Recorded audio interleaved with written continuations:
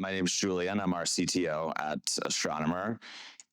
One of the things we've been working on and thinking a lot about is how AI is going to change the work of data practitioners. What we've seen today is, folks are starting to use tools like Cursor, Claude Code, Windsurf, name your AI tool of the day. Oftentimes because that's what traditional engineering teams will use.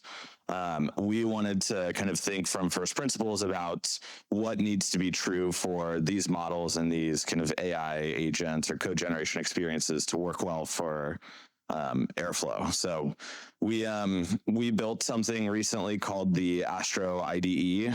I'll share a little bit more about it, but along the way we learned a lot about what works well, what doesn't work well, and how we've solved some of the problems. So I'm hoping this is helpful for two reasons. One, I want to tell you a little bit about the product, obviously, and then two, if you're thinking about using some of these AI tools for Airflow code generation, this should be helpful to, hopefully you don't run into the same issues that we did.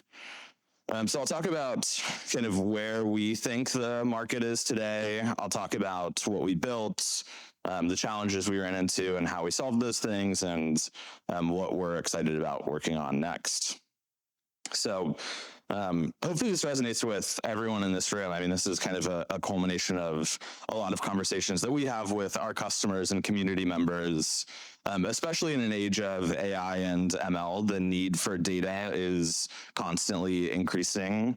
The volume of data that you have to work with is constantly increasing. The complexity of the data, the type of data, people just want to do more with it. But at the same time, it's not like data engineering teams are tripling or quadrupling in size. So there's this very big disconnect between what data teams are being asked to do and how much investment there is. We've seen a couple different approaches to solving this problem. The first is you grow the data engineering team, right? You hire more people onto the team. And I think this is helpful. It's like a nice short-term solution, but when software engineering teams are getting more and more efficient, when there's this notion that you can do more with less, this is tough to go convince people to do. We see a lot of people try to, we call it democratize DAG creation, right? If you can't grow the data team, maybe you can have more people contributing to the data platform.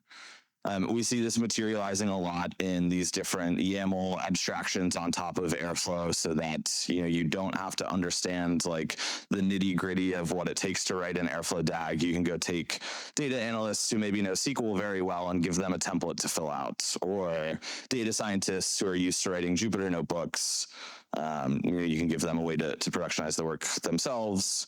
And we also see, people looking at these kind of general purpose AI code generation tools, Cursor, Claude Code, Windsurf, tools of that nature. I think those are helpful. They're definitely better than not having anything, but it does get tricky when, a leadership or an executive might look at the team and say, well, they should be twice as efficient because now they're using AI tools. We all know that's not quite how it plays out in reality. So we built something called the Astro IDE. There's really two parts to the product that I think are interesting. The first is it's a fully hosted IDE. We have a lot of customers that have trouble running Airflow locally, either because you don't have data available or compute available, or you don't have the right network access, or in some cases, folks can't run Docker. And so backing this IDE with all of the infrastructure that we've kind of built to run Airflow means that you can go write and test DAGs without ever having to do any local setup, which is very nice. But the other big piece is we built a custom code agent to work very specifically on writing Airflow and other types of data platform code. So that's what I want to spend some time talking about today, what actually goes into building a code agent for Airflow. Where do you run into issues? Where did we solve them? So the code agent that we built, we wanted to make sure it produces Airflow best practice code, right? There's a lot of ways of writing Airflow code, as not all of them are good ways of writing Airflow code. And when these models are trained on Stack Overflow questions and GitHub issues and a bunch of places where there are bad examples of how you write Airflow code, we want to make sure that the code that it produces is actually good. It obviously also needs to look in your repository and understand your coding practices. It needs some awareness of the environment that it's operating in. So like, how do you talk to Snowflake? What data do you have in Snowflake? Because in the absence of that, like, it'll generate nice sample code that you'll have to then go adapt to work with your data platform. The testing stuff I talked a little bit about. We basically back it with a real Astro deployment so that as you're writing code, whether you're using the code agent to generate some stuff or writing code manually, you can actually test it without needing to spin up Docker locally and try to get access to all your data locally. We found this to be super helpful. And then, of course, it has GitHub integration. You can open pull requests from it, all that fun stuff. But I wanted to talk specifically about. I have a brief demo video that I'll show just of how it works.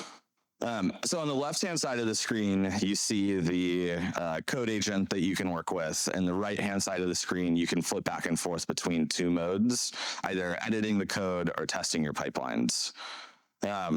So, one of the things that I would love to do is be in every single conversation that we have with customers, community members, prospects on how we're talking about the IDE, the feedback that we're getting, what people are using it for. But we have a lot of customers. I can't be in every single conversation. A large chunk of our customer conversations actually get recorded, and we have transcripts. So then I thought, well, maybe I'll just take time every week to go through all of the transcripts and try to understand, like, how are people talking about it.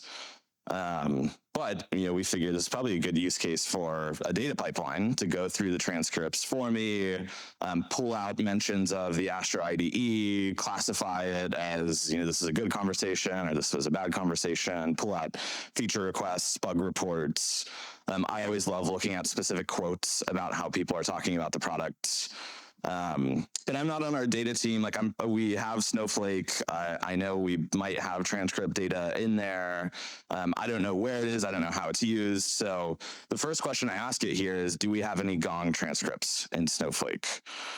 And what it'll begin by doing is searching our data platform for any references to, Gong, transcript, call, recording, conversation.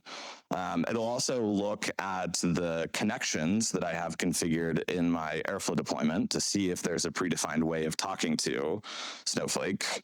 And it'll come back and say, hey, I think it found like 20 tables or something, but then was able to correctly infer it's probably one of these two tables that you're looking for. So then I ask it, can you add a new pipeline that runs once a day and finds all Gong calls that mention the Astro IDE? So it'll go off and do that. I'll talk about kind of specifically what it's doing in a second. It will propose some code to me so I can see a diff that gets generated on the right. Because it knows where the table is, how to access it, what the schema of that table is, it's actually able to generate the correct SQL to, do kind of semantic search and analysis on those transcripts. You can see it like generated a couple hundred lines of code here. In theory, I should probably review it very carefully, but I just wanted to run it and see what happened. So I accepted it. I synced it to our test deployment, so the actual deployment that's backing this. And then if I go back over to the test tab, the new pipeline shows up. I can run the task, and you can see it executed some SQL, so I can look at the logs inline, and then I can also look at the XCOMs inline. We had to blur it out because it did actually work and it has customer names in it. But it's a pretty neat product. Like, we've been using it to go from, hey, I have an idea for a pipeline, to now I have a pull request ready to go that I've tested in less than a couple minutes. You can ask it like follow-up questions, of course. So here I'm asking it add some documentation explaining what it does so that other people who look at it have context. But that's kind of the basics behind the product. We're doing demos of it at the astronomer booth if folks want to look at it more. But I figured what would be interesting for this talk is to like what our experience was using AI for Airflow code gen, where we ran into issues, how we solved those things, because I think this will be relevant for folks in this room who are looking into the same types of problems. This is not an exhaustive list of everything that we solved, but these were, the problems that I thought were particularly interesting. Airflow versions, there's lots of them out there. Environment awareness, like how do you actually know what your Airflow deployment has access or capabilities to go do? Code validation, like how do we make sure the code we produce is good without actually running it? And then best practices, like what does it actually mean to write a good Airflow DAG? So I'll go through these one by one, talk about the problem, talk about how we solved it. So first and foremost, different Airflow versions. These frontier language models are trained on as much data as possible, right? So they'll go crawl the web, look at Stack Overflow, look at GitHub, look at Reddit, look at all these places. Airflow's been around for 10 years. There's lots of, there's now 3 major versions of Airflow, plus lots of features that were introduced in minor versions. That means there's lots of different ways that you could write an Airflow DAG depending on the version that you're running. This is most topical for like Airflow 2 and Airflow 3, because we have customers now running both, and we want to make sure that when someone comes to the IDE and says, hey, write me a new pipeline or update this existing pipeline, it's going to use the correct Airflow version. So here's like 3 examples of code from Airflow 1, Airflow 2, and Airflow 3 that an LLM will give you if you say, write me a DAG that prints hello world. You can see three different ways of doing effectively the same thing. What we did here was a couple interesting things. So the first is we found that giving these LLMs documentation on what specific features and syntax is available for the Airflow version the user is running is helpful, right? Like if you can go give the LLM, hey, here's 3 example pipelines, can you use these to go create a new pipeline? Then like it does very well. The problem is like, how do you go give it a bunch of example Airflow pipelines and code base and documentation, especially because like we have people using the IDE to upgrade from Airflow 2 to Airflow 3. So you can't just search within the user's code base and try to find examples because they might want to write a new one in Airflow 3. And what we ended up doing here is we have a bunch of ingestion pipelines, obviously running in Airflow, that'll pull data from a couple interesting like versioned Airflow sources. So we actually pull in the Airflow code base itself, because if you might like, people have asked it very advanced questions around like how specifically do XCOMs work in this one particular scenario, and being able to actually reference the code to produce an answer is super helpful. The Airflow docs obviously are very helpful. There's lots of examples in there. And then we also went out and curated a set of a lot of good Airflow example DAGs. For these ingestion pipelines, when we load data into our vector database, we always tag every piece of content with what versions of Airflow something is relevant for. So for example, with these example DAGs, we actually store these in a GitHub repo as a bunch of YAML files. Every YAML file has the name of the pipeline, the version of the pipeline we might want to update them over time, description, documentation. But then we have a min Airflow version and a max Airflow version so that we know, hey, don't go use this pipeline as an example if it's in Airflow 2 syntax and the customer wants to write something in Airflow 3. We also tag it and do other things to help make it searchable. But this way, whenever a user submits a prompt in the bottom left, we'll first detect their Airflow version that they're running. So on Astronomer, everything's Docker based. So by looking at someone's Docker file, we can tell what version they're running. And then when we go retrieve interesting documentation, we always ground it with like the actual version of Airflow that someone's running. And then we feed that into our code agent so that all the examples that we give it are things that it can actually use. A fun example of like how well this works is 5 days ago, someone on our developer relations team wrote an article on using the IDE to use the new human in the loop feature that came out in Airflow 3.1. There's a fun comparison of like what happens if you ask Claude Code versus ChatGPT versus Cursor versus our IDE. Like, hey, go write me a pipeline that uses a human in the loop operator to, I forget what the specific example was.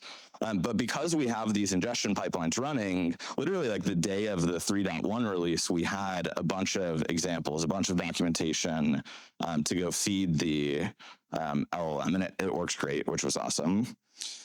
The second problem is environment awareness. So like, it would be very nice if you could say, write me a DAG that sends me a list of users who signed up for the product yesterday and send it to me via Slack. I asked ChatGPT this. It wrote hundreds of lines of code. It assumed that I was using Postgres, that I had a couple Airflow connections, and it generated some SQL that like looks nice in theory, but I don't think anybody would be able to use this out of the box. What we were able to do is, because we run Airflow for folks, we have all this interesting context on their environment, right? Like we know here are all the connections that the user has, all of the Airflow variables, environment variables, packages that they've already installed. We have a whole asset catalog, sample queries, lineage. Whenever a user submits a prompt, we'll first go try to find things that we know might be interesting. So for example, like it's always helpful to give the model some context on what connections a user has defined. And then we also expose some tools via an internal MCP that we built to go interact with things like our data catalog, lineage, things that we can defer to the model on if it actually needs that or not. And we found that this is actually super helpful in letting it produce like real code that people actually use. Only, I think, 10% of the code that we write using the LLM gets rejected. So like 90% of the code we produce, people will accept and use, which is a pretty great stat. The third is code validation. So like we don't want to actually go run the Airflow code for a couple of different reasons. One is, so we're operating in like an untrusted environment, right? These LLMs, if they can produce Airflow code and run it against a user's data platform,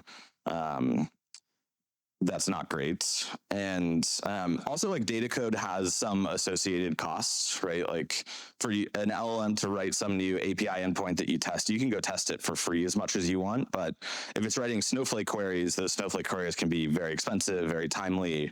And so you can't give it the same feedback loops. With like a traditional coding agent, what happens is the agent produces some code, and then there's a lot of validation that goes into it, right? You try to compile the code first, you run unit tests, you run the code itself in certain cases, and then you get some examples like this, where one of the examples the Anthropic team gave when they released Sonnet 4.5 was that they just let it run for 30 hours straight, and it was like able to produce something it was like a Slack clone. And like, that's great because you give it the tools that it needs to validate it, but it's a little less straightforward in the data platform space. So we have kind of a two-step validation process. The first is we will actually run the rough linting tool against the code that gets produced to catch syntax errors and certain stylistic things. And then when a user syncs the code to an Airflow deployment, if there are any import errors, it's easy to feed those back into the model without actually needing to run the code. And then the fourth thing is best practices. So there are a lot of interesting questions here, like what does it actually mean to write good Airflow code? Does that look the same for everybody? What happens if there's an existing pipeline that doesn't follow Airflow best practices and you're trying to produce a new one? Do you go for consistency or do you go for best practices? We have solved this in two ways. The first is we have a lot of I call them global best practices. So like at Astronomer, we've seen lots and lots of Airflow code. We have a sense for what good looks like, and we've been able to express that into this code agent via prompting, via all these example DAGs, all these docs and guides that we give it. But then we also want users to be able to go modify those best practices for their own use case. So it's able to infer patterns from a user's code base, and you can go inject your own project level rules to try to correct the model if, for whatever reason, your best practices don't follow what we say. The other thing that gets me excited is there's a lot of interesting work we can go do here. These are just some of the things we're thinking about. So data platform search is a good one. Given what a user is trying to do, how do we go get the set of logs, tasks, Snowflake tables, Databricks files, everything that's relevant? We've had lots of requests for public interaction with our MCP. We're playing around with ideas for sub agents if you want to go do very particular things like data ingestion, different ways of extracting information from users, feedback loops so that if you're correcting the model, we remember that. I think there's lots of other interesting things we can do on code validation. And then there's also a bunch of code agent general features like plan versus edit mode, different response styles, background agents. So expect to see a lot coming from us in this space. But I am at time now. So just a reminder, if you haven't done the Airflow survey yet, please do it. We pay very close attention to all of the feedback. Thanks everyone for coming to the talk.